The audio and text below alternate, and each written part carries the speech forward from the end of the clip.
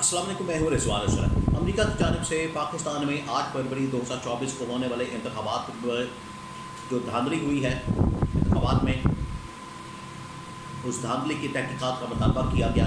America की जानिब से ये जो मुतालबा किया गया है, इसके ऊपर पाकिस्तान की जानिब से रद्द अमल दिया गया है और पाकिस्तान के फ़ॉरेन ऑफिस ने, पाकिस्तान के दफ्तर ख़ारजा ने इसके ऊपर जो रद्द अमल दिया है, बड़ा दिलचस्प है।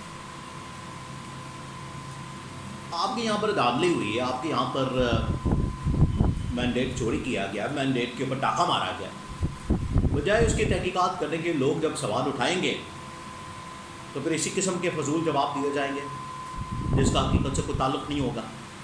आज इनको मुदाखलत याद आ गई है, आज इनको याद आ गई इंटरफेरेंस। तो जब इमरान खान कहा करता था कि अमेरिका पाकिस्तान के मामलात के अंदर इंटरफेरेंस करता है, मुदाखलत करता है, तब ये लोग इमरान खान की बातों को सीरियस नहीं लेते थे। इमरान खान कहता था कि हम कोई ग़ुलाम हैं तो ये मानते नहीं थे। इमरान खान कहता था कि हमें डिक्टेशन नहीं चाहिए तो ये मजाक उड़ाते थे। इमरान खान ने जब एब्सोल्युटली नॉट का नारा लगाया तो ये अमेरिका के साथ खड़े हो गए कि बेकारियों की कोई इज़्ज़त नहीं होती। तो ये इनकी मुनाफ़कत है, मुनाफ़कत जो कि खुल के सामने आई है। अब बात यह है कि अमेरिका की जानिब से ये जो डिमांड की गई है, ये डिमांड किस हद तक पाकिस्तान के लिए ख़तरनाक हो सकती है और इसके जवाब में जो पाकिस्तान ने रद्द अमल दिया है और पाकिस्तान के ऊपर किस किस्म का इम्पैक्ट हो सकता है, उसके बारे में बड़ी अहम तरीन इंफॉर्मेशन मेरे पास मौजूद है। क्योंकि ये मामला अब पाकिस्तान से बढ़कर डिप्लोमेटिक लेवल पर पहुंच गया, आलमी सतह पर पहुंच गया। अब ये सिर्फ पाकिस्तान के अंदर का मामला नहीं रहा। पाकिस्तान में अगर जमहूरियत है, पाकिस्तान ने अगर आलमी बरादरी के साथ मिलकर चलना है, आलमी बरादरी के साथ मामलात तय करने हैं, उनके साथ ट्रेड करनी है, डीलें करनी है, कर्ज़े लेने हैं और तमाम चीज़ें करनी हैं, तो आपको जमहूरियत को मेक श्योर करना पड़ेगा पाकिस्तान में। और जमहूरियत के मुताबिक निज़ाम को आगे चलाना पड़ेगा और जमहूरियत से ही निज़ाम चलेगा। और जमहूरियत में अवाम का हक़ राय दही सबसे ज़्यादा अहम है। डायलॉग अहम नहीं है। जो ये हुकूमत वाले बड़ी बातें करते फिरते हैं, राना सनाउल्लाह, शहबाज शरीफ, और डायलॉग करें, डायलॉग बड़ा अहम है। डायलॉग के बगैर जमहूरियत नहीं चलती, हक़ राय दही के बगैर जमहूरियत नहीं चलती, वोट के बगैर जमहूरियत नहीं चलती, आवाम की ताकत के बगैर जमहूरियत नहीं चलती, आवाम के सपोर्ट के बगैर जमहूरियत नहीं चलती। ये है जमहूरियत का असल। और ऊपर जो आपने जमहूरियत को तो वैसे बड़े चैम्पियन बनते हैं, लेकिन जाली तरस देते हैं और मुनाफ़कत है ये। बहरहाल मैं आपको बताता हूँ कि अमेरिका की जानिब से क्या डिमांड की गई और पाकिस्तान ने अब इसका रद्द अमल क्या दिया, लेकिन इसका जो इम्पैक्ट है ओवरऑल पाकिस्तान के अंदर वो क्या हो सकता है। अमेरिका में कांग्रेस के अंदर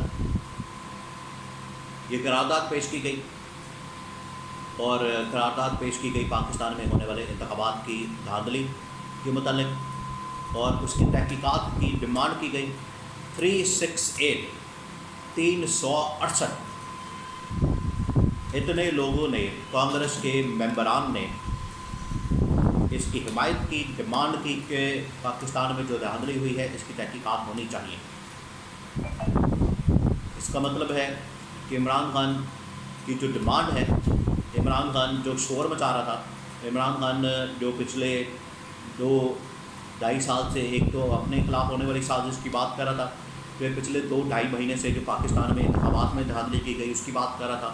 तो इमरान खान की जो डिमांड है उसको सपोर्ट किया गया,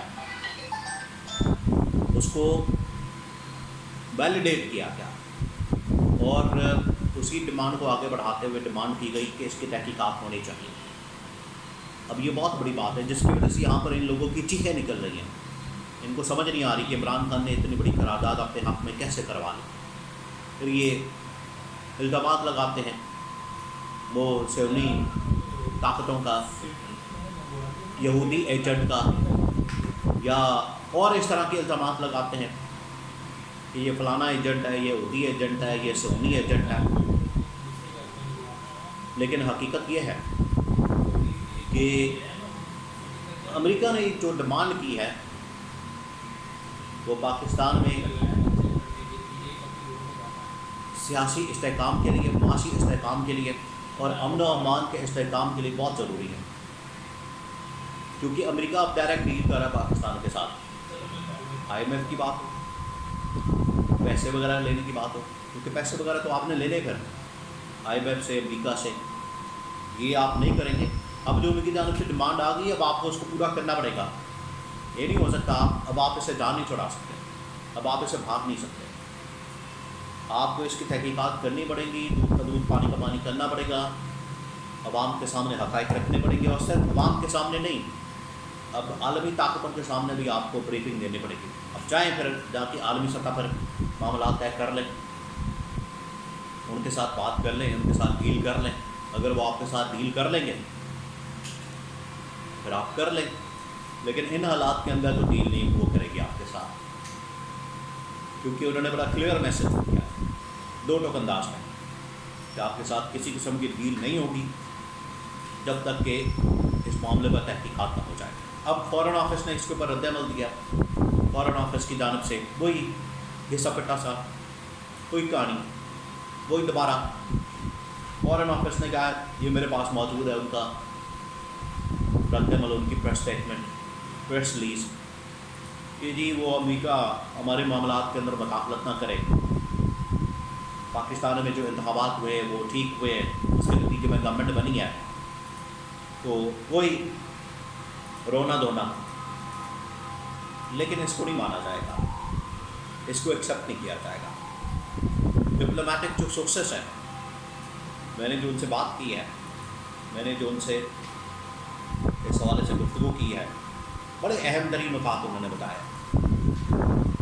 پہلی بات یہ ہے، دو تین پوائنٹس ہیں میں آپ کے ساتھ شیئر کرتا ہوں کہ اب ڈپلومیٹک لیول پر، سفارتی سطح کے اوپر بھی پاکستان کے انتخابات کے اوپر اور اس کے نتیجے میں آنے والی گورنمنٹ کے اوپر، اس کی کریڈیبلٹی کے اوپر سوالیہ نشان لگ گیا، بہت بڑا سوالیہ نشان لگ گیا، اور یہ جو سوالیہ نشان ہے یہ اب ان کے گلے پڑ گیا ہے۔ یا تو اب آپ کو کریڈیبل ثابت کرنے کے لیے انتخابات کی دھاندلی، اس کی تحقیقات کرنی پڑے گی، بتانا پڑے گا کہ بالکل یہ فری اینڈ فیئر انتخابات ہوئے ہیں، اور آپ کو جوڈیشل کمیشنر بنا کے حاضر سروس ججز کے ساتھ ان پر مشتمل ایک کمیشن بنانا پڑے گا اور اس کی تحقیقات کرنی پڑے گی، ورنہ اس کی کریڈیبلٹی، انتخابات اور اس کے نتیجے میں آنے والی گورنمنٹ جو اس وقت شہباز شریف کی گورنمنٹ ہے، اس کی کریڈیبلٹی کے اوپر بہت بڑا کویسچن مارک لگ گیا۔ اب ان کے ساتھ کوئی ملک ڈیل نہیں کرے گا۔ دوسرا، آپ کو پتہ ہے کہ سعودی عرب کے ساتھ انہوں نے ڈیل کرنا چاہا، اس نے بھی انکار کر دیا۔ اب اس سوال کے بعد تو وہ بالکل نہیں آپ کے ساتھ ڈیل کریں گے۔ آگے آپ کو پتہ ہے کہ بہت ساری ایسی ادارے، آرگنائزیشنز انہوں نے بیچنے ہیں، سیل کرنے ہیں، وہ کیسے آئیں گے پاکستان کے اندر جب ان کو پتہ ہوگا کہ یہ پاکستان میں تو کریڈیبل گورنمنٹ ہی نہیں ہے، پاکستان کے اندر تو ایک جعلی حکومت ہے، جعلی حکومت کے ساتھ ہم کس طرح سے معاہدہ کریں؟ سوچیں آپ، تو آپ کا یہ پی آئی اے، اسٹیل مل اور لیسکو، فیسکو اور یہ اتنے 100 کے قریب ادارے جو آپ نے بیچنے ہیں، کیسے بیچیں گے آپ؟